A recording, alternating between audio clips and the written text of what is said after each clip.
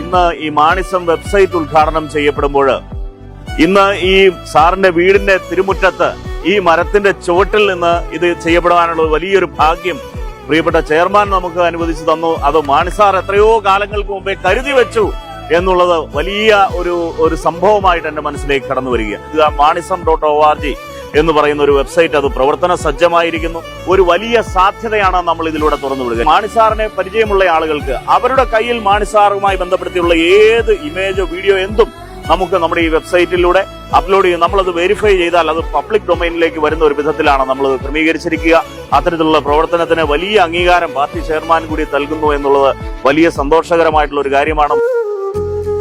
ആ ആധുനിക സാങ്കേതിക വിദ്യ മാത്രമല്ല, മാനുഷികമായ ബന്ധങ്ങളാണ് നമ്മെ നയിക്കേണ്ടത് എന്ന് മാണിസാർ നമ്മെ പഠിപ്പിച്ചിട്ടുണ്ട്.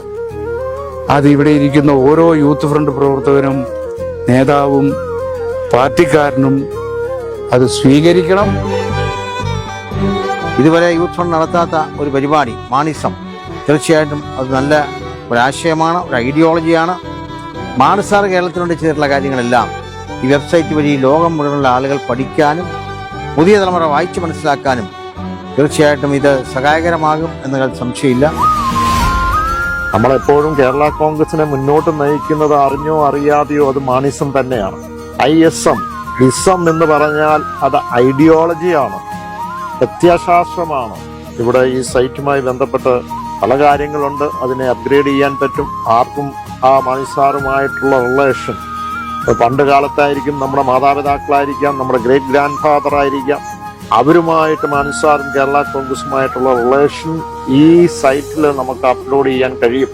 ആ ബന്ധം അതിനകത്ത് എക്സ്പ്ലെയിൻ ചെയ്യാൻ കഴിയും. ലോകത്ത് മുഴുവൻ അത് വീക്ഷിക്കാൻ കഴിയും. തീർച്ചയായും നല്ല ഒരു സൈറ്റാണ്.